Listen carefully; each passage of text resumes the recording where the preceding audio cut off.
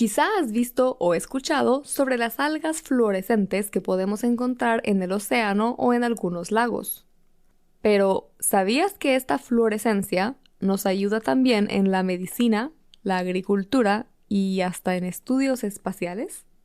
Así es, todo gracias a una metodología llamada citometría de flujo, sobre la cual aprendemos muchísimo el día de hoy.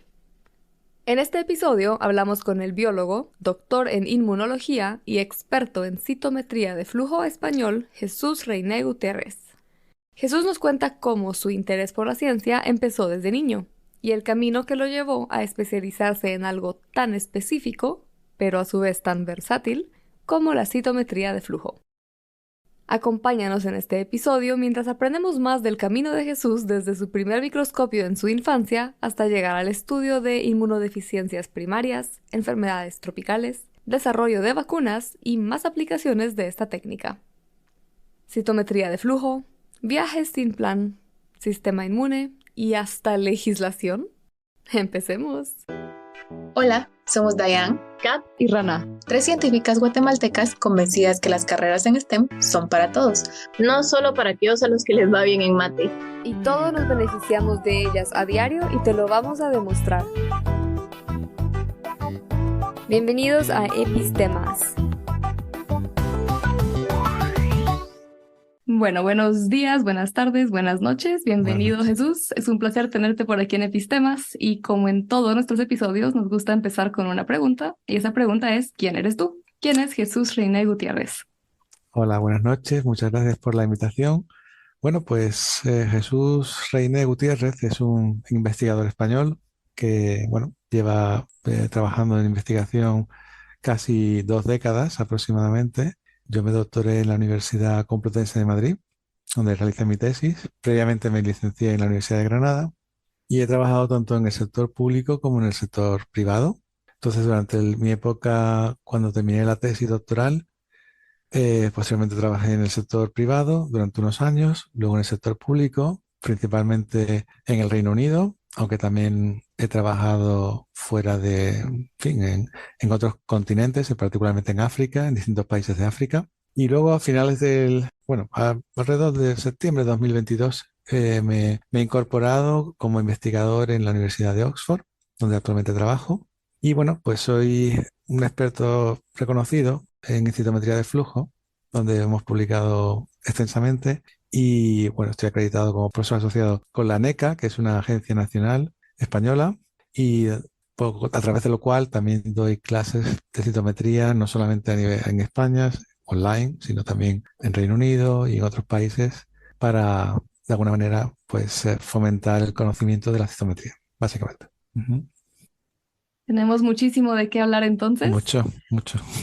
Pero antes de entrar a la citometría de flujo y todo esto, todas estas etapas que nos cuentas, nos gusta también conocer a nuestros invitados de una forma más personal y quiénes son más allá de su vida profesional.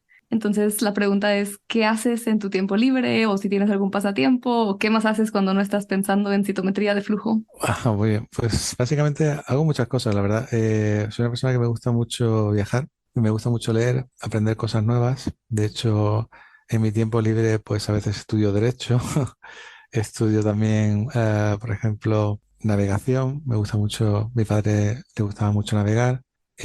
También intento siempre de alguna manera hacer cosas que realmente puedan darme un valor añadido. También hago deporte, pero quizá una de las cosas que más me gusta sobre todo es viajar. Quizá viajar sobre todo por el Reino Unido es una de las cosas que hago con mayor frecuencia y descubrir nuevos sitios de alguna manera sin ningún tipo de plan, totalmente improvisado, básicamente. Ujú. Sos del tipo que viaja sin ningún itinerario. Sí, más o Así. menos. Sí, más o menos. Me gusta mucho ir a la aventura. De hecho, cuando vine por primera vez al Reino Unido, vine en coche desde España y bueno, y descubrí, bueno, sabía de antemano que se conducía de manera diferente en el Reino Unido, pero no tuve ningún miedo y hice 2000 kilómetros en 2 días. Y claro, funciona así más o menos. Entonces me gusta mucho esa parte de aventura, ¿no? O esa inquietud, ¿no? De hacer cosas que muchas veces no necesariamente tienen que seguir un patrón. Ujú. No quiero que la gente que nos escucha y no nos puede ver, que sepa Sí. que cuando dijiste que estudias en tu tiempo libre derecho, las tres hicimos la misma cara, así como, wow, eso sí Sí, no me lo esperaba. sí. Bueno, llevo con ello algún tiempo. Una de las ideas por la que lo hice siempre porque, bueno, quizá la persona que me introdujo en ello fue mi hermano. Mi hermano estudia Derecho, bueno, estudió Derecho en su momento, él es abogado, pero él y yo teníamos siempre muchas conversaciones acerca de esto y yo siempre intentaba de alguna manera vincular el conocimiento del derecho con la aplicación en ciencia, al existir numerosas lagunas, particularmente en el desarrollo de patentes o en el desarrollo de un secreto industrial o incluso en ciertos aspectos que se van produciendo porque, como sabéis, la ciencia avanza muy rápido y muchas veces la legislación no tanto. Entonces hay momentos en los que, bueno, sobre todo en el tema de células madre o incluso otro tipo de nuevos diseños metodológicos o incluso nuevas tecnologías que van apareciendo, pues el tener ese conocimiento en cierto modo también te da cierta ventaja a la hora en fin, de tener colaboraciones con empresas o tener algún tipo de lo que se conoce como el proof of concept cuando vas a desarrollar una nueva metodología. Un estudio de viabilidad, prueba de concepto o proof of concept es un proceso que busca demostrar qué tan viable es una idea, método o concepto a través de experimentos o prototipos básicos y ver su potencial para llevarla a la práctica. Particularmente cuando quieres vincular esa metodología a un potencial estudio clínico. Entonces, si conoces cómo funcionan esos mecanismos y también conoces cómo se estructura acorde con la ley, también te ayuda mucho o te facilita mucho conseguir los consentimientos informados, los famosos ethical approval, que es cuando te emiten el comité ético, y siempre es una ventaja. Lo considero como algo positivo y es como un hobby. No necesariamente lo dedico al 100%, pero de vez en cuando sí lo miro. Ujú, o estudio en ello, o estudio con ello. Creo que la cara que hicimos inicialmente se fue borrando por poquitos cuando fuiste explicando y fuimos viendo Claro. realmente la relación que hay entre Claro. derecho y la ciencia, ¿no? Gracias por abrirnos los ojos en ese sentido. Y Y me dio risa entonces que me... dijiste que la ciencia a veces avanza muy rápido y quizá el derecho no, las regulaciones no. Y eso Sí, que la ciencia también no es que siempre avance muy rápido, ¿no? O sea, no, toma no, sus añitos en que algo se acepte. no necesariamente. Hay desarrollos tecnológicos que se están produciendo en los últimos años en cuanto a tejidos o en cuanto a, por ejemplo, el CRISPR y ciertas tecnologías que están apareciendo con mayor relevancia y con mayor continuidad. Quizá CRISPR te suene familiar. CRISPR, o repeticiones palindrómicas cortas agrupadas irregularmente interespaciadas, es una revolucionaria herramienta de edición genética que permite modificar el ADN de organismos de manera precisa y eficiente utilizando esta familia de secuencias de ADN de organismos procariotas como las bacterias. CRISPR ha transformado el área de la biotecnología, abriendo nuevas posibilidades en ámbitos desde la medicina hasta la agricultura y mucho más. Y fue motivo del Premio Nobel de Química del 2020. Que en cierto modo llega un momento en el que incluso se requiere una cierta regulación, dado que los avances que se pueden producir tienen un alcance mucho mayor. Otro ejemplo, que aunque no está relacionado directamente con el campo de la biología, la medicina, es el caso de la inteligencia artificial, ¿no? La inteligencia artificial y todas las tecnologías que se encargan de la minería de datos, machine learning, pues están avanzando a una gran velocidad que está de alguna manera sobrepasando incluso cómo funciona la legislación y eventualmente la legislación deberá de regularlo de manera específica para evitar, bueno, un uso incorrecto de esas aplicaciones, obviamente. Pero bueno, quizás una de las cosas que sí hago es que fundamentalmente una de las aplicaciones de las que le he sacado más beneficio es el tema de cómo conocer cómo funciona la estructura y esa relación que existe entre lo que es el emprendimiento en ciencia, ¿no? Y cómo se establece lo que son los proofs of concept y cómo eso se puede desarrollar de una idea hasta ejecutarlo y conseguirlo con una aplicación a medio o corto plazo, que eso sería lo ideal, básicamente. Ahí es el interés del derecho, quizá. Increíble. Suena que de todas las aristas o de la mayoría de aristas de cosas que tenés y hobbies que tenés, estás de alguna manera relacionado a la ciencia, ya sea el emprendimiento, ya sea la parte de derecho. Entonces veo mucha pasión y esa pasión me hace preguntarme, ¿desde que eras pequeño tenías ese interés por estar metido en la ciencia o más bien fue algo que desarrollaste con la edad? Yo creo que empezó a la edad de los 7 u 8 años, aproximadamente quizá 8, cuando mis padres me regalaron mi primer microscopio y yo sin tener ni idea absolutamente de microscopía ni nada. Realmente yo me recuerdo que tenía las muestras que tenía en los portaobjetos que te daban con mercromina, que era una cosa que no tenía ningún sentido, pero aquel momento para mí era algo realmente relevante porque era algo que yo no había hecho nunca y eso fue descubrir casi prácticamente un mundo nuevo, porque en el momento en el que ponía agua de algún charco o de algún embalse, lo que sea, y veía lo que había en el microscopio, aunque era un microscopio bastante rudimentario, que todavía lo tengo por ahí, tuvo un impacto muy grande en mí. Luego también hubo otra cosa que fue realmente muy significativa y que todavía a día de hoy lo tengo, es un libro que tenía de pequeño, que era de la historia de Louis Pasteur, y contaba cómo él, de alguna manera, en fin, desarrolló su carrera y el desarrollo de las vacunas y cómo él se involucró en eso y cómo llegó a desarrollar las primeras vacunas y los miedos que tenía, las incertidumbres que existían en aquel momento, sobre todo en la sociedad de aquel momento, que nadie sabía realmente de dónde venían las enfermedades.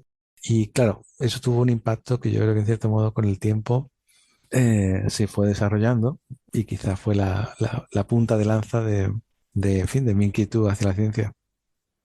Y más allá de la inquietud hacia la ciencia, me encanta que hoy te dedicas a algo igual relacionado a lo que Sí. hacía Pasteur, ¿no? Entonces no fue solo como que haya sido la ciencia en general, sino seguiste como en ese camino. En algún momento entre esa edad y ya elegir qué estudiar en la universidad, fue biología, si no me equivoco, ¿no? Tu Ujú, pregrado. correcto. Ujú. ¿En algún momento entre esas etapas te pasó por la cabeza estudiar algo más o ibas decidido a alguna ciencia desde entonces?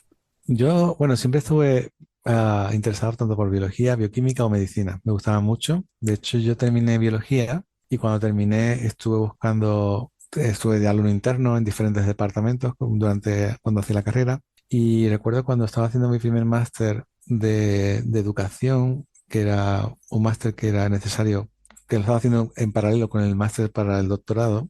Recuerdo que también comencé bioquímica, porque era muy parecida.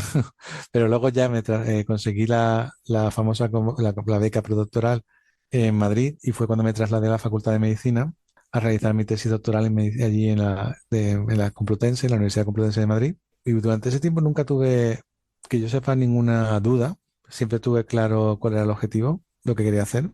Y a día de hoy puedo decir que toda mi trayectoria profesional siempre ha estado vinculada a aquella pasión que descubrí cuando era pequeño y todo sigue siendo en esa misma trayectoria y yo espero que durante muchos años. Creo que el hecho que te tocara escoger qué estudiar en tu pregrado no te limitó en absoluto porque ya nos ¿No? contaste, después te metiste a bioqui por un tiempo y ahora en medicina y, o sea, Ujú. son cosas que solo porque en el momento me imagino te tocó decidirte por una dirección en específico, pero no te limitaste en absoluto a todos los demás gustos que tenías, lo cual me encanta. Ujú. Sí, así es. De hecho, yo creo que muchas veces, yo creo que el principio que aplico en general en mi vida, o intento aplicarlo, es el principio de la diversificación, aunque siempre con un objetivo concreto. Entonces, si tú, por ejemplo, desarrollas ciertos campos, aunque no necesariamente sean en el mismo campo tecnológico, pero siempre dirigidos hacia la misma dirección, todos al fin y al cabo llegan a converger y eso, quieras que no, te da también un valor añadido. Además, el hecho también de que compartes la visión con otras personas que no necesariamente están en tu mismo entorno científico, que tienen otros puntos de vista, eso te ayuda muchísimo, porque también te permite tener una visión mucho más amplia de miras y eso también, en cierto modo, te ayuda a ser mucho más asertivo o incluso mucho más determinante en tus objetivos. Y ya en la carrera, Sí. ¿cómo descubriste lo que haces hoy? ¿Cómo fue ese camino a descubrir en qué te querías especializar? Y en especial porque tu especialización pues es muy específica, ¿no? Sí. ¿Cómo fue ese descubrimiento Bueno, a tu especialización? yo empecé la carrera y a mí siempre me interesó mucho la inmunología, la microbiología y la biología celular. Siempre fueron asignaturas con las que tuve bastante éxito durante la carrera. Bueno, en general con casi todas, ¿no? Las asignaturas, pero particularmente esas las estudiaba con mucha pasión porque me gustaban mucho. También la parasitología, la medicina tropical. Y eso también si algo te gusta, realmente le pones más, no, más energía, ¿no? A lo que hacen, ¿no? Pero realmente el tema de las citometrías lo descubrí más tarde, lo descubrí realmente cuando estaba haciendo la tesis doctoral, porque es cierto que durante la carrera conoces muchas metodologías y técnicas, pero yo empecé la tesis en Madrid, en la Complutense, y en aquel momento cuando empecé mi tesis, que era sobre inmunodeficiencias primarias. Las inmunodeficiencias primarias son un grupo de trastornos genéticos hereditarios que afectan el sistema inmunológico, debilitando su capacidad para combatir infecciones. Estos trastornos pueden afectar los glóbulos blancos, los anticuerpos o los tejidos linfáticos, lo que hace al paciente más susceptible a infecciones recurrentes, inusuales o graves. Estas condiciones suelen manifestarse desde la infancia y pueden variar en gravedad. Contrastando, las inmunodeficiencias secundarias no son estas heredadas, sino que pueden ser adquiridas. Eran unos casos muy peculiares porque eran enfermedades raras que solamente las tenían muy poquitas personas en el mundo, y tuve la suerte de ir a un laboratorio que era el laboratorio de referencia europeo para una inmunodeficiencia muy específica. Y en aquel momento mi estudio se centró en una metodología que era en fin, lo que se conoce como los geles de proteínas, los Western blot, en lo que estuve desarrollando mi carrera, pero ahí fue cuando descubrí realmente la citometría y fue algo que me pareció muy, muy fascinante. Y luego esa pasión la seguí cuando me trasladé al sector privado, donde trabajé en una empresa que sí se enfocaba exclusivamente al desarrollo de paneles multiparamétricos de citometría de flujo, los cuales estaban específicamente diseñados para enfermedades hematológicas, particularmente, en fin, distintos tipos de leucemias, etcétera, ¿no? Y desde ahí adquirí una serie de conocimientos, sobre todo estandarización, de procedimientos, en fin, de calidad.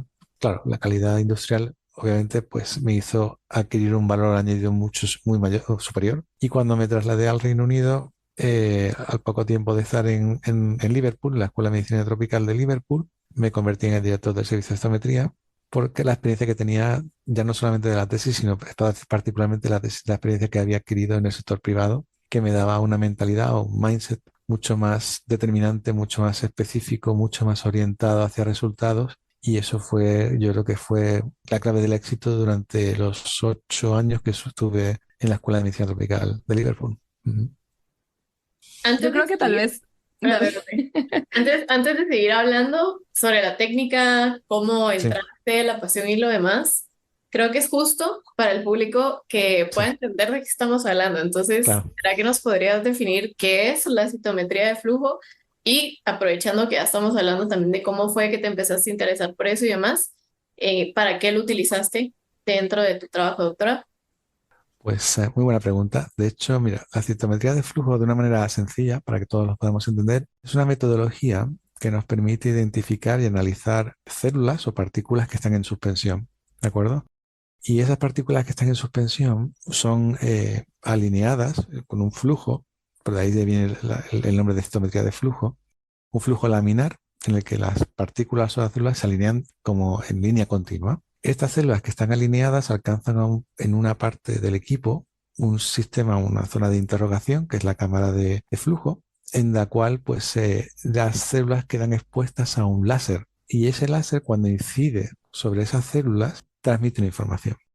Entonces, ¿qué información se obtiene de allí? Pues tenemos información acerca del tamaño y la complejidad de las células, es decir, lo grande o lo pequeñas que puedan llegar a ser. Eso se basa en la difracción de la luz, con lo cual cuando la luz incide sobre las células se ejerce una sombra en el que esos detectores detectan esos cambios, ¿vale? Pero asimismo, el equipo, como tiene láseres, es capaz de detectar fluorescencias, y esas fluorescencias pueden venir de manera inherente, es decir, propia dentro de la célula. Hay células que tienen lo que se conoce como autofluorescencia, porque tienen componentes dentro de su interior, enzimas, etcétera, flavinas sobre todo, que tienen un efecto y tienen un perfil de fluorescencia, podemos decir. Tiene una firma espectral. Pero nosotros podemos utilizar anticuerpos, ¿de acuerdo?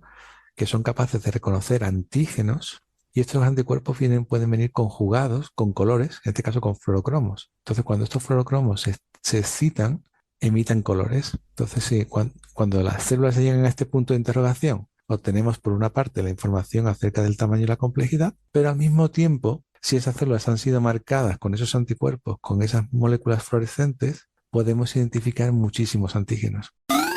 En resumen, la citometría de flujo se puede comparar con un microscopio, solo que en lugar de ver células una por una o por grupitos visualmente, las podemos analizar en masa y a alta velocidad, gracias a todas estas propiedades de colores y fluorescencia que nos explica Jesús.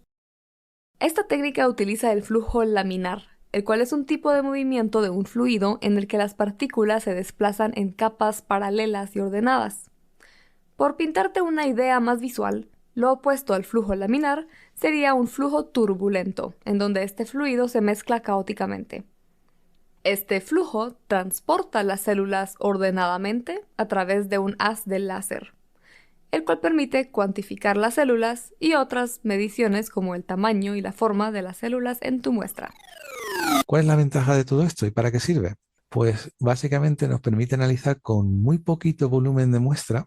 Y cuando digo muy poquito volumen de muestra, estamos hablando de gotas de sangre prácticamente. Podemos analizar un gran número de antígenos y estos antígenos pueden ser extracelulares o intracelulares. Esto quiere decir que pueden estar o en la superficie de la célula o en su interior. Y claro, cuando uno analiza todos esos parámetros al mismo tiempo, especialmente con las máquinas que tenemos hoy en día que permiten analizar un gran número de antígenos, lo que nos permite de alguna manera es que cuando tú analizas muestras que pertenecen a una población o una cohorte poblacional de personas que se consideran eventualmente sanas, podemos identificar aquello o aquel perfil que es normal, tanto en el número de células, en su complejidad, en su expresión, en sus porcentajes, es decir, y cuando tenemos suficientes datos para definir aquello que es normal, podemos luego preguntarnos y analizar una muestra que proceda de una persona que esté enferma, que tenga una condición clínica o que queramos analizar su estado inmunológico, y esa muestra se analiza con las mismas condiciones y se compara con ese control de referencia. Entonces podemos identificar aquello que es anómalo, aquello que es aberrante, aquello que es diferente, que nos permite identificar si esa persona es compatible con algún tipo de enfermedad o no, o si tiene algún tipo de problema o no en su expresión. ¿Esto qué quiere decir? Por ejemplo, imaginemos que alguien tiene pocos linfocitos. Los linfocitos son una población celular inmunológica, ¿de acuerdo? Que tiene una función específica en el sistema inmunológico. Si tenemos, por ejemplo, pocos linfocitos en una persona, hablamos de linfopenia, que tenemos muchos linfocitosis, pero luego podemos analizar distintas poblaciones y en función de esas poblaciones podemos estratificar qué es lo que realmente sucede en todo el sistema inmunitario. Esto es un ejemplo en el caso de las aplicaciones para la medicina, pero la citometría, como digo, es muy versátil y se puede aplicar para muchísimas cosas. Se puede aplicar, por ejemplo, en estudios de ecosistemas marinos. Hay gente que estudia, por ejemplo, las algas o intenta ver como biomarcadores, porque algunas algas tienen capacidades fluorescentes. De hecho, muchos fluorocromos que se utilizan o colores que utilizamos proceden de las algas. También se puede utilizar en el caso tuyo, Kat, pues en el estudio del espacio. Por ejemplo, las condiciones de gravedad hacen que el sistema inmunitario funcione de una manera muy diferente. Se producen situaciones que se conocen como de anergia, de una falta de respuesta. Y cómo estudiar esas respuestas inmunitarias es un factor clave, particularmente en aquellos, por ejemplo, viajes al espacio o eventualmente la colonización espacial, etcétera. Todo eso tiene una implicación también a nivel biotecnológico o en el desarrollo de nuevas proteínas, nuevos fármacos, nuevas drogas, etcétera, o incluso en las empresas farmacéuticas, farmacéuticas también, ¿no?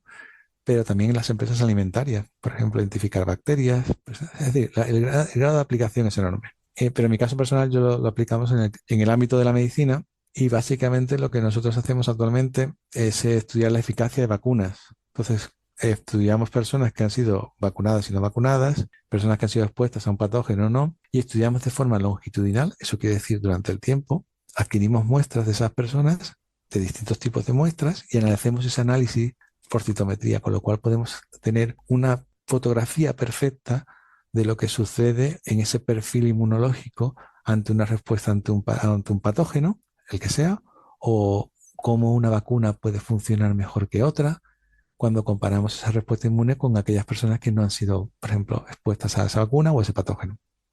Definitivamente sí, para Increíble. todo. Sí, sí. Si tenéis alguna pregunta o algo en concreto, decídmelo y yo lo aclaro, ¿eh? Por si acaso no lo necesita alguna aclaración adicional, si necesita una aclaración adicional, yo encantado. No, justo eso iba a decir, que qué increíble cómo lo explicaste, porque antes de la entrevista yo les decía a aquellas que yo siento que no me acordaba mucho de citometría de flujo, Sí. ni siquiera recordaba si alguna vez lo vi más allá de por mención en introducción a biología celular o algo así. Y ahorita que hice el ejemplo de las algas me acordé y qué vergüenza, pero yo sí usé esta técnica en la maestría, de hecho, Sí. precisamente para ficología, para las algas de un lago. pero una vez así solo como demostración, entonces no me siento tan mal, pero nunca lo entendí tan bonito como lo acabas de explicar. Pero de hecho, mira, en el caso de las algas, hay, por ejemplo, dos fluorocromos muy conocidos que son el APC, la aloficocianina, y la ficoritrina, que pertenecen a las cianobacterias y a las algas estas que tienen cianoverdosas, que tienen colores. Y básicamente de ahí se extrayeron estos fluorocromos que tienen una aplicación enorme, no solamente en citometría, sino en muchísimas cosas. Y gracias a esa firma espectral que tienen, hay personas que de hecho estudian, especialmente con los nuevos citómetros que tenemos ahora, que son los espectrales, pueden estudiar el espectro de las distintas algas sin hacer prácticamente ninguna adición, porque ya la alga en sí mismo, microscópica, tiene su propio perfil espectral, ¿no? Y te permite incluso diferenciar o discriminar distintas algas en base a ese perfil. Y es muy curioso porque te sirve como biomarcador para identificar si un agua está más contaminada que otra, si su presencia es mayor o menor. Pero es muy interesante. Ujú. Pero hay una preguntita rápida. Sí, Aprovechando que también estás metido en todo el mundo del emprendimiento y viendo todo esto, ¿alguna vez escuchaste sobre el caso de Theranos? téranos. Ajá. Eso fue, tengo la duda ahora mismo. Eso es un caso en el que, si me lo puedes recordar, no estoy seguro Era, ahora mismo. era una estudiante que fue dropout de Stanford, que ella quería hacer más de 200 análisis en sangre Ah, con sí, una sí. gota de sangre. Ya, Y sí, ella pero prometió una máquina que todos pudieran tener en casa y al final resultó ser toda una estafa. Pero con lo sí. que tú decís y todo lo que tiene que ver con citometría, y sé que sí se podría llegar a hacer, Es ¿tú un qué caso crees? distinto. Es un caso distinto porque el caso este del escándalo de Estados Unidos, ahora recuerdo esta persona, fue un engaño porque ella propuso una máquina y un diseño que realmente no existía y vendió una aplicación que realmente no, en fin, un sistema que era capaz de analizar con una sola gota de sangre una gran cantidad, ¿no? De enfermedades, etcétera.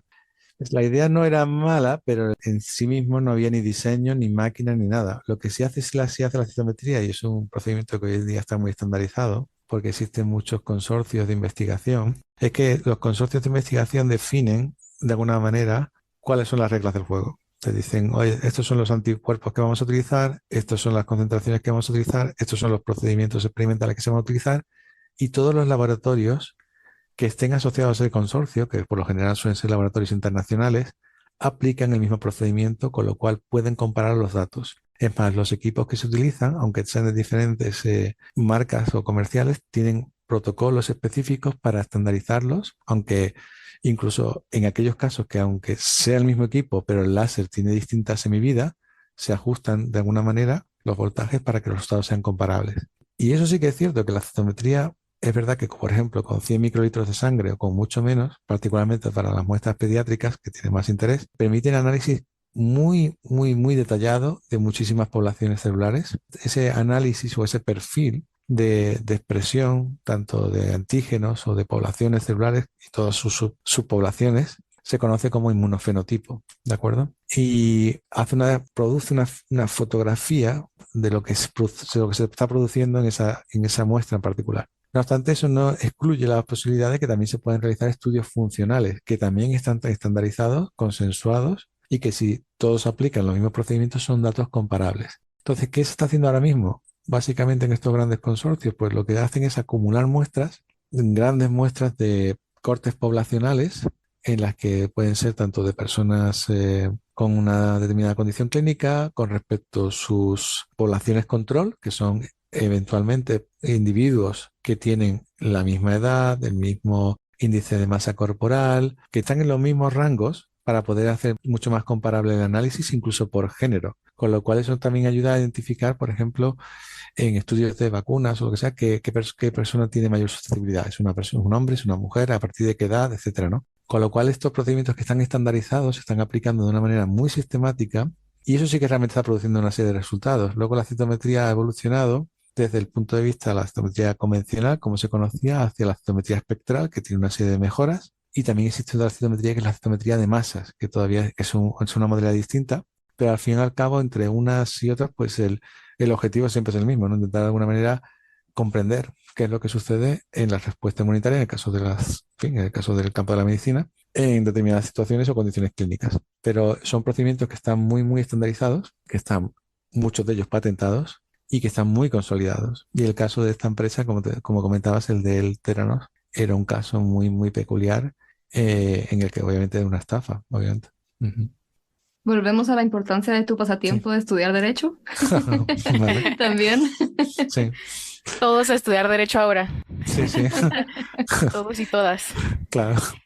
Yo quisiera regresar un poquito a lo que hablábamos justo Ujú, antes que mencionaste, por ejemplo, que algunos elementos en las células, como algunas enzimas, pues tienen esas fluorescencias naturales, ujú. digamos, Sí, pero que también para estudios de inmunología, pues puedes como crear estos anticuerpos con ciertos fluorocromos, si entendí bien, sí, o con otras etiquetas. sí. Y digamos, siempre me ha quedado la duda. Yo siento que entiendo un poquito cómo funciona esto así en versión Mickey Mouse, así, versión de como la etiqueta en la fruta en el supermercado y la maquinita que lo lee, ¿no? Ujú, Pero ujú. nunca he entendido bien cómo es, o sea, cómo sabes esto, cómo sabes, o sea, miramos los como mini tenedores que dibujamos de anticuerpos y las etiquetas y es como Sí, si es algo simple de entender, pero ¿cómo sabes qué está allí? ¿Cómo sabes cómo poner qué en dónde? Es una claro, pregunta claro. bien tonta, bien básica, pero nunca Te entendí la, esto. te la explico, muy sencilla. Lo primero, cuando nosotros queremos estudiar un antígeno específico, hay dos tipos de anticuerpos. Como tú ya bien sabrás, están los anticuerpos monoclonales y los anticuerpos policlonales. Entonces, los monoclonales son aquellos que reconocen un único epítopo antigénico, es decir, un único antígeno. Se conoce como antígeno a cualquier sustancia extraña que genere una respuesta inmunológica de nuestro cuerpo. De la mano con esto, el epítopo antigénico se refiere a una parte específica de la molécula que es la que nuestro sistema inmunitario reconoce como extraña y desencadena esta respuesta de defensa del cuerpo. Hay dos tipos de anticuerpos, como tú ya bien sabrás, están los anticuerpos monoclonales y los anticuerpos policlonales. Entonces, los monoclonales son aquellos que reconocen un único epítopo antigénico, es decir, un único antígeno. Este epítopo antigénico puede estar en la superficie o puede ser intracelular. Y es exclusivo, porque cuando se dice que es monoclonal, es exclusivo de ese anticuerpo, ¿no? De igual manera, el mismo antígeno puede ser reconocido con anticuerpos policlonales, los cuales pueden reconocer distintas partes del antígeno, aunque sea el mismo antígeno, pero distintas zonas, ¿de acuerdo? Eso sería una parte de lo que sería el reconocimiento por parte de los anticuerpos. Luego, los anticuerpos, ¿cómo se producen? Pues se producen a través de una cosa, de los hibridomas, que era fue uno de los grandes inventos, ¿no?, del siglo XX, el desarrollo de los hibridomas, que eran células capaces de producir anticuerpos de manera específica. Y un proceso de selección, que creo que se describió en el año 1975, Fort Collins y Milstein, creo que fueron ellos dos. Y en este caso, pues desarrollaron unos hibridomas que eran capaces de seleccionarse en un medio de cultivo específico y en el cual pues esas células eran únicamente capaces de producir un anticuerpo. Entonces, una vez que ya tenemos un anticuerpo que nos interesa, sea bien monoclonal o policlonal, ¿cómo le ponemos el color? Que es la pregunta del millón. Pues básicamente existen unos protocolos de conjugación. Por lo general, como sabes, la gran mayoría de los anticuerpos que se utilizan en citometría, muchos de ellos son inmunoglobulinas de tipo G, que es la típica, como decías tú, del tenedor, básicamente. ¿Y cómo se les conjuga? Pues existe un ratio, dependiendo del tipo de fluorocromo que vas a utilizar, pues lo que se conoce como ratio FP, fluorochrome protein. Por ejemplo, dependiendo del tipo de fluorocromo, pues estos ratios pueden diferir un poquito. Algunos, pues el fit sí, a lo mejor pues un poquito más, 4, 8, dependiendo, que son porque se debe básicamente a que el tamaño de ese fluorocromo es mucho más pequeñito, pues podemos poner más moléculas. Entonces, la idea es que tú conjugas con una serie de reactivos. Lo que haces es básicamente unir esa molécula de ese fluorocromo a ese anticuerpo. Eso se vuelve a testar antes de que se haga comercial, para comprobar que realmente es capaz de identificar el antígeno de interés y no crea ninguna señal inespecífica, porque si imagínate que que el fluorocromo no se une por completo y hay fluorocromo libre. El fluorocromo libre, lo que sucede en muchos casos es que si tú haces una tinción con un anticuerpo en el que está degradado o el que no está preparado, o lo que sea, y que tiene el fluorocromo libre, ese fluorocromo libre se lo suelen tomar o comer los fagomonocitos y los neutrófilos. Los monocitos y los neutrófilos son dos de varios tipos de células de nuestro sistema inmune que trabajan en conjunto para identificar, atacar y eliminar patógenos, células anómalas y cualquier elemento extraño, salvaguardando la salud del organismo y protegiéndonos contra enfermedades. que les encantan estas cosas y encima de que ellos ya tienen enzimas que los hacen fluorescentes, pues imagínate, se comen algo que también los hace más fluorescentes todavía. Entonces crean señales inespecíficas en otras poblaciones, particularmente en ellos o en otros canales. Por eso hay que asegurarse que el anticuerpo cuando ya lo compras comercialmente ya está muy bien ajustado, se sabe que no vas a tener fluorocromo libre. Y existen distintos tipos de fluorocromos. Están lo que se conocen como los fluorocromos genéricos y los fluorocromos que se conocen como tandem dyes. Los tandem dyes son como una combinación de dos fluorocromos diferentes que te dan pues una nueva emisión. Tienen como peculiaridad que, bueno, básicamente al ser dos moléculas diferentes, pues una actúa de aceptor y otra de donador.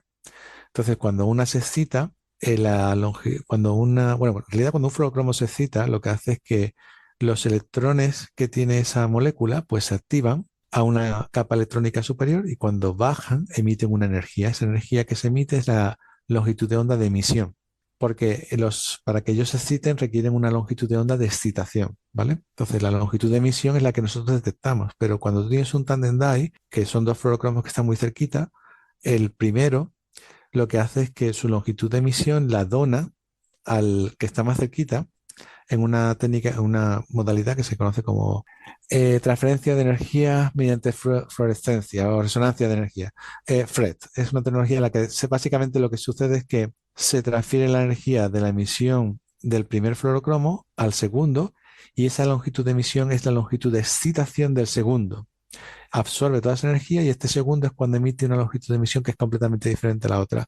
Esto es la ventaja que nos da básicamente es que podemos tener más colores. A día de hoy te vas a encontrar en el ámbito comercial con un elevado número de anticuerpos y conjugados con muchos fluorocromos. Estos fluorocromos pueden ser tanto de naturaleza proteica como sintética y cada uno de ellos pues tiene diferentes propiedades espectrales que hay que tenerlas en cuenta cuando uno desarrolla un panel, particularmente cuando tienes muchos a la vez, porque lo que sucede ahí, y ahí es donde está el arte, ¿no?, de la citometría, es como combinarlos todos de manera que tú tengas un resultado que sea limpio, resolutivo, pero que al mismo tiempo no ejerza ninguna interferencia o una injerencia en otro tipo de moléculas o genere una señal específica que nos pueda dar un sesgo en los resultados. Sencillito. Bueno, espero. No, pero sí, qué bonita No, explicación. realmente sí. Sí, de hecho tengo un par de preguntas y creo que las puedo conectar con lo que hemos estado platicando, porque mencionabas cómo parte del arte que hay detrás de la citometría de flujo es el poder combinar todo y crear un panel a manera de que no haya interferencias y que no haya señales inespecíficas. Ujú. Y también ya mencionamos como las diferentes aplicaciones que pueden existir para esta técnica y algunas muestras que podemos usar, pero me queda la duda de qué tipo de muestra podemos usar en general y qué Ujú. limitantes tiene la técnica. Muy bien, son preguntas muy buenas. De hecho, mira, el tema de las muestras más convencionales o las que se suelen aplicar tradicionalmente siempre han sido las muestras de sangre. Y ahí se utilizaba principalmente la sangre total. Cuando se habla de sangre total es una sangre que no está procesada previamente, sino que directamente se utiliza y se realiza la tinción. Y básicamente pues ahí ves todas las poblaciones de alguna manera muy genérica. Y de hecho son tinciones muy sencillas en las que se utilizan aproximadamente como unos 100 microlitros, que suelen ser como 2 gotas de sangre más o menos, y con eso podemos tener una gran información. Luego, otra muestra que es muy tradicional o que se utiliza mucho en inmunología son lo que se conocen como las PBMCs, ¿no? O las células mononucleares de sangre periférica, que básicamente son células que ya han sido previamente procesadas para obtener de forma exclusiva, a través de un gradiente de densidad, que generalmente es un FICOL, que es como se conoce, se obtienen pues básicamente pues aquellas células mononucleares que principalmente pues suelen ser linfocitos y monocitos. Y durante este proceso de selección se excluyen lo que son los granulocitos o neutrófilos que quedan separados durante ese proceso de selección. Y son las muestras que generalmente pues se utilizan muy, muy habitualmente en inmunología.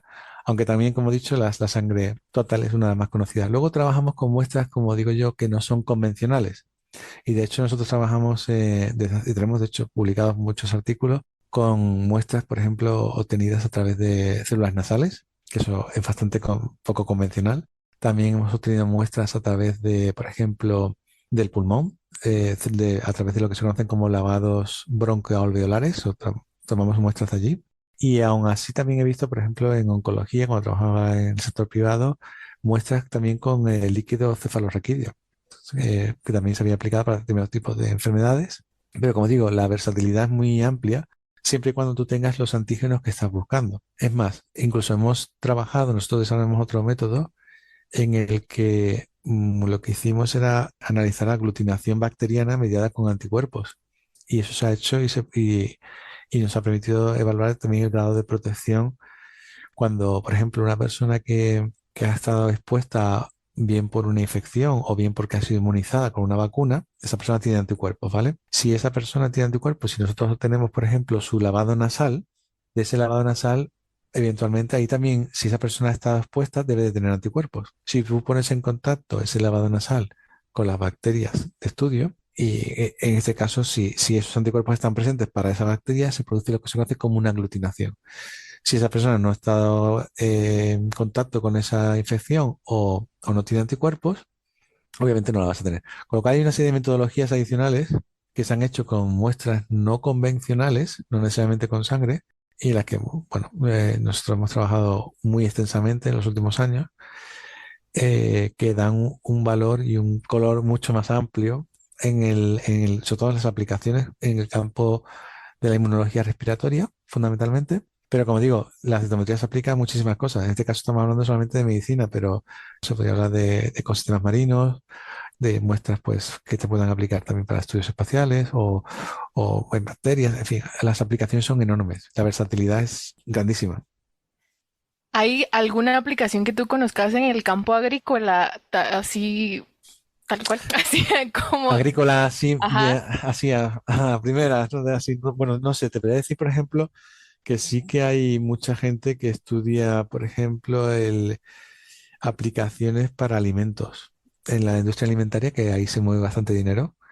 Entonces hay estudios en los cuales, por ejemplo, se analizan las poblaciones bacterianas ahí mediante citometría de flujo, no solamente por microbiología convencional que son los métodos clásicos con placas o con PCR, que serían los métodos moleculares, sino que también se añade la parte de citometría. Entonces, por ejemplo, lo que se hacen es que tanto en los productos acabados como en las materias primas, en distintas etapas de los procedimientos, sean los que sean, pues hacen estudios para ver si esas bacterias están presentes o no antes de que vayan al consumo humano, ¿no? Se aplica también al tema de las aguas, por ejemplo, pues te permite determinar pues, a un determinado número de bacterias, que normalmente estos datos se pueden correlacionar con lo que se observa también en microbiología convencional, por placas o por PCR, lo que sea.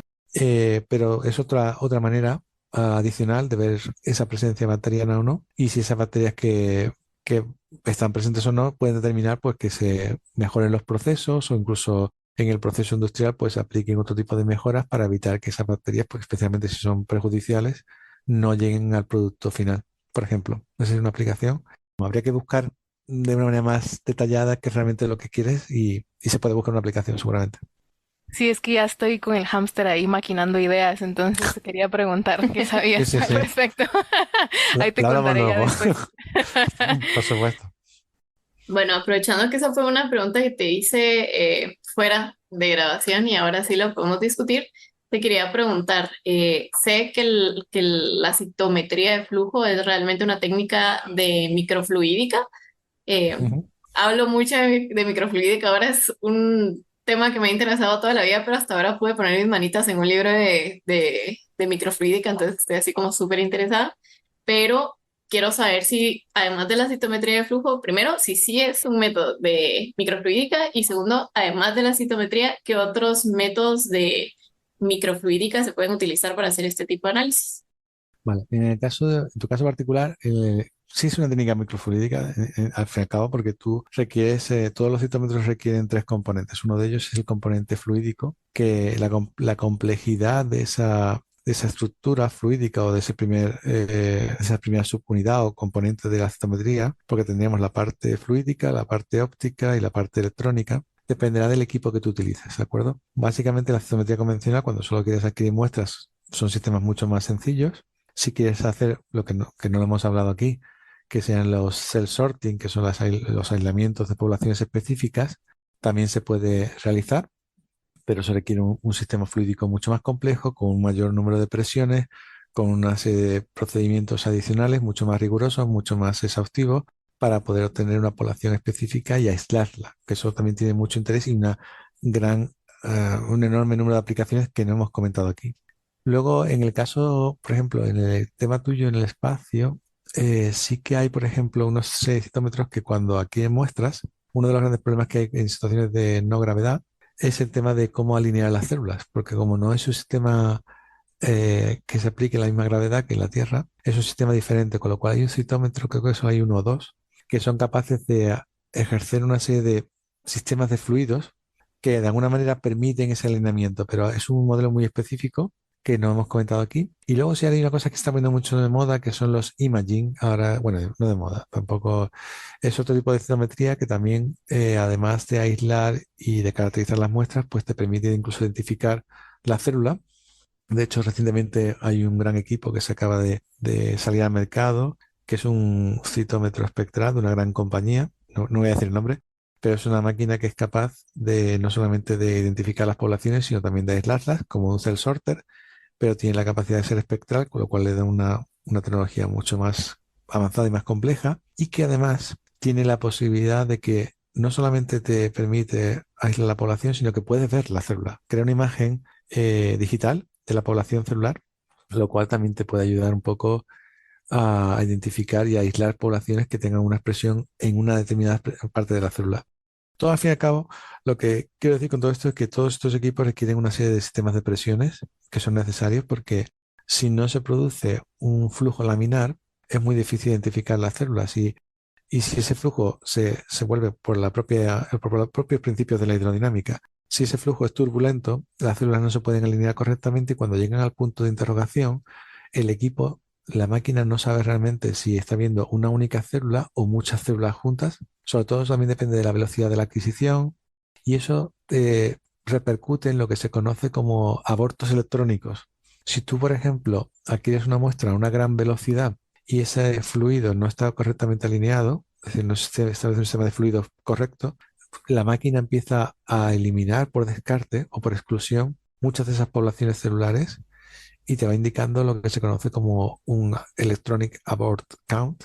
Y por lo general nosotros trabajamos en una serie de condiciones en las que ese número sea el más bajo dentro de lo normal, a una velocidad muy determinada, que permita que la adquisición durante el tiempo sea lo más estable posible y que en el caso de que, por ejemplo, sucediese algún tipo de incidencia como un obstáculo, un clock, un clock no es un obstáculo, es cuando se produce una obstrucción durante el procedimiento que puede llegar a suceder, especialmente cuando trabajamos con tejidos o células procedentes de tejidos y esos tejidos no están filtrados correctamente, pues de alguna manera identificar esos problemas y de alguna manera pues atenuar o mitigar esos efectos en la adquisición final. En todo caso, el tema de todas las citometrías es un sistema que requiere unos sistemas de presión y estos son, como digo, mucho más exhaustivos y mucho más demandantes, particularmente en equipos de aislamiento celular. Pero lo podemos hablar si quieres con más detenimiento luego.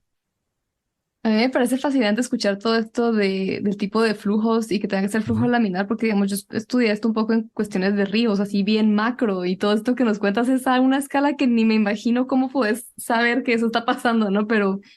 ya, la verdad es que qué fascinante, Jesús, creo que hemos aprendido muchísimo con todo esto.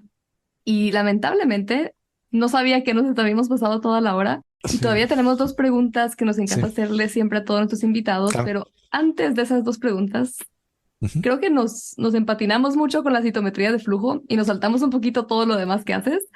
Entonces te quería preguntar, ya que al final es la citometría de flujo aplicada en distintas áreas y tienes tantas publicaciones que mejor la pregunta, en vez de preguntarte sobre un tema específico, te quisiera preguntar, ¿cuál ha sido tu investigación en la que has participado favorita o que más te ha fascinado? ¿Sobre qué tema ha sido? Y si nos cuentas un Mm, poquitito sí, sobre bueno, eso. ha habido varias y siendo así un poco breve, ha habido varias. Yo creo que cuando empecé la tesis doctoral, por ejemplo, el estudio de las inmunodeficiencias primarias fue relevante porque eran enfermedades que solamente había muy poquitas familias en el mundo. Y de hecho, en mi caso particular, yo estoy estudiando cómo funcionaban las células de un paciente en las cuales pues, le faltaba una cadena, en una inmunodeficiencia muy específica, la inmunodeficiencia CD3 gamma, y que el CD3 gamma es un componente del receptor de las células T. Entonces, lo que queríamos averiguar era cómo era posible que algunas personas podían sobrevivir, otros no, Y claro, tenemos que entender cómo funcionan esas cadenas. Entonces tuvimos que analizarlas, etcétera, ver si esa respuesta a veces es redundante o no, etcétera. Luego en el mismo estudio logramos estudiar y descubrir otra inmunodeficiencia, que fue una inmunodeficiencia parcial en esa misma época, que era la inmunodeficiencia parcial de C3 delta, que era una enfermedad más severa. Luego, posteriormente, cuando llegué a Liverpool, ha habido varias publicaciones muy interesantes, entre ellas, pues, por ejemplo, cuando describimos por primera vez la citometría en células nasales, cuando, por ejemplo, descubrimos determinamos la citometría de aglutinación de las bacterias mediada con anticuerpos, o diferentes protocolos dirigidos para la sepsis bacteriana. Por ejemplo, hay un protocolo de fagocitosis que desarrollamos que también fue bastante notable y fue un proof of concept. Luego, eventualmente, después de todo eso, ha habido grandes trabajos, ¿no? Como en algunos estudios, pues, de los estudios de Human Challenge, que son aquellos en los que inoculamos con bacterias a las personas y luego estudiamos, pues, la respuesta frente a ese patógeno en un estudio longitudinal, y esas personas también eventualmente son vacunadas de una manera muy sencilla, ¿no? Y también los estudios del COVID, obviamente. Los estudios del COVID ha habido enormes estudios que hemos realizado, en los cuales, bueno, pues, como digo, en general nos ha permitido la experiencia previa que hemos adquirido durante tantos años en el estudio de las enfermedades respiratorias, nos puso en la punta de lanza, ¿no? Por decirlo así, o una situación muy, muy estratégicamente relevante para poder hacer los estudios del COVID. Y bueno, pues participé en numerosos estudios, tanto los ensayos clínicos que hicimos en Liverpool como también en la vacuna de Oxford. Y bueno, pues actualmente pues estamos trabajando en nuevas vacunas, no solamente para la neumonía, que es a lo que siempre hemos trabajado en los últimos años, en el grupo en el que estoy trabajando, pero nuestro campo de aplicación va a ser mucho más amplio, básicamente. Yo diría que son las grandes áreas en las que hemos estado trabajando, y ha habido aplicaciones muy significativas que han sido reproducidas en muchísimos laboratorios, y eso pues nos hace también muy, muy felices y orgullosos de ese trabajo. O sea que necesitamos hacer un segundo episodio contigo para Sí, indagar sí, Y un más un en tercero todo segundo, esto. un tercero o cuarto. Sí, sí, sí. Yo encantado. Si la citometría de flujo y todas sus posibles aplicaciones es algo que capturó tu atención tanto como la nuestra, o más, te dejamos un enlace a todas las publicaciones científicas en las que ha participado Jesús en las notas del episodio. Y de paso, empieza a preparar tus preguntas para la segunda parte, las cuales nos podrás compartir en nuestro Patreon antes de la siguiente entrevista. Definitivamente vamos a necesitar hacer otro episodio, de eso Sí, no, no hay duda. Lastimosamente este episodio ya va a tener que llegar a su fin. sí, Entonces, para no darnos más cuerda, porque sé perfectamente que si damos espacio para otra pregunta, solo vamos a seguir haciendo más y más y más. sí, La pregunta que te voy a hacer yo ya es una de las últimas dos preguntas que le hacemos a todos nuestros sí. invitados. Y esa pregunta es, ¿qué consejo le darías a tu yo de 17 años? Mm, es una buena pregunta. Yo básicamente, si yo volviese a hablar conmigo mismo con 17 años, quizá una de las cosas que me diría sería que tuviese incluso más seguridad en mí mismo en aquella época, para poder llevar a cabo ciertas cosas que luego eventualmente sucedieron, pero que en aquel momento no tenía yo toda la certeza o la seguridad. Yo creo que muchas veces el miedo es uno de los mayores factores que limitan el desarrollo de ciertas ideas o de ciertas cosas, porque muchas veces uno no cree que a lo mejor no tiene o no reúne todavía todas las capacidades necesarias, y creo que el tener ese apoyo o encontrarlo con personas afines o personas que tengan una experiencia previa hubiese sido clave. Con lo cual yo me diría que tener más confianza en mí mismo, quizás más seguridad en ciertas cosas. Yo creo que también ser más asertivo y, y luchar por aquellos sueños que yo creo que son personales, que si no luchas por ellos, obviamente acabarás luchando por los sueños de otras personas, ¿no? Quizás yo sería lo fundamental. Y lo segundo, o quizá más relevante también, sería que establecer las redes, que ya he establecido con el tiempo, pero de una manera mucho más previa, con aquellas personas que yo sé que, aunque no necesariamente se relacionan directamente con el entorno o el enfoque científico, pero que realmente te dan ese valor añadido para desarrollarte más como persona, incluso como ser mucho más efectivo en muchos aspectos. Súper, Jesús, realmente ahí creo que hay como 10 consejos que podemos sacar útiles de Sí, vida. sí, sí, Así que mil gracias. Y pues ya llegamos a la última pregunta y esa sí. pregunta es, en tu opinión, ¿qué pueden hacer quienes nos escuchan hoy para apoyar al desarrollo de la ciencia en tu país? Muy bien. Yo creo que hay 3 niveles. El primer nivel yo creo que es a nivel personal. Yo siempre lo he dicho y siempre lo seguiré diciendo. Yo creo que no, si uno quiere hacer una revolución, no hay mayor acto o el acto mayor, más revolucionario posible es estudiar. Estudiar te da la opción de desarrollarte como persona, de adquirir una serie de conocimientos, algo que nadie te puede quitar y que obviamente está demostrado que cuanto mayor sea tu nivel de estudios, mayor es tu capacidad de encontrar un trabajo, tu capacidad de establecerte, etcétera, ¿no? Con lo cual yo creo que había una parte fundamental que sería como el desarrollo de la capacidad intelectual, que eso es algo que depende de nosotros. Podemos desarrollarlo hasta los niveles que queramos, con lo cual sería estudiar en ese sentido. Lo segundo, a nivel personal. Quizás también a nivel personal yo diría que ser íntegros y perseverantes en ese enfoque, en aquello que deseamos y que buscamos. Y luego a un nivel más social, que sea a un segundo nivel, de aquí de la sociedad civil, yo creo que es importante involucrar tanto a los profesores como a aquellas personas que se dedican a la docencia, como vosotros con vuestro canal, que de alguna manera pues fomentan la ciencia y que de alguna manera divulgan para qué y por qué es tan importante la ciencia. Y eso tiene que tener un impacto a nivel del sistema educativo, a través del cual pues se establezca una serie de ejes claves para desarrollar este tipo de carreras. ¿Y por qué es importante? Porque ahí pasaríamos al tercer nivel. ¿Por qué muchos países desarrollan o intentan desarrollar un campo o tienen un interés científico?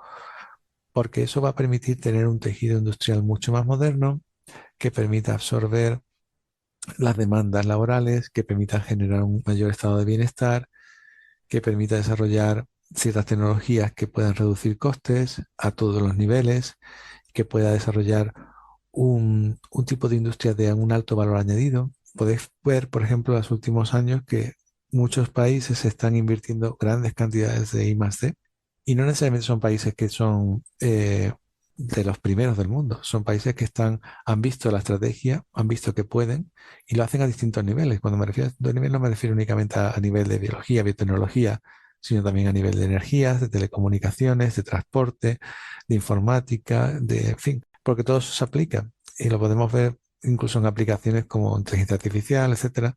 Todo esto tiene un impacto, con lo cual habría un nivel personal, un nivel que yo diría sería de la sociedad civil y la parte a nivel educativo, ahí donde entrarían profesores, entrarían medios de comunicación, divulgadores, etcétera, y un tercer nivel que ya entraría la parte del sector privado, podría incluso involucrarse el gobierno, en el que tenga una visión clara y un deadline específico para conseguir y acometer objetivos específicos para alcanzar una mejora sustancial de la sociedad.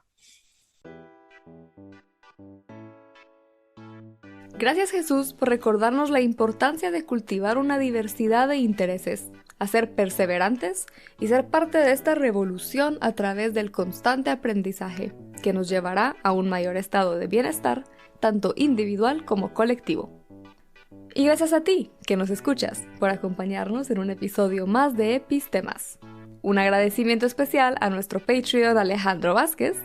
Y si tú también quieres ser Patreon de Epistemas, experimentar la emoción de ser parte integral de este proyecto divertido y educativo y saber que apoyas el acceso del conocimiento STEM en América Latina, únete a nuestro Patreon, en donde además podrás votar sobre futuros temas de episodios y tener muchísimas pláticas interesantes con nosotras y nuestros demás Patreons.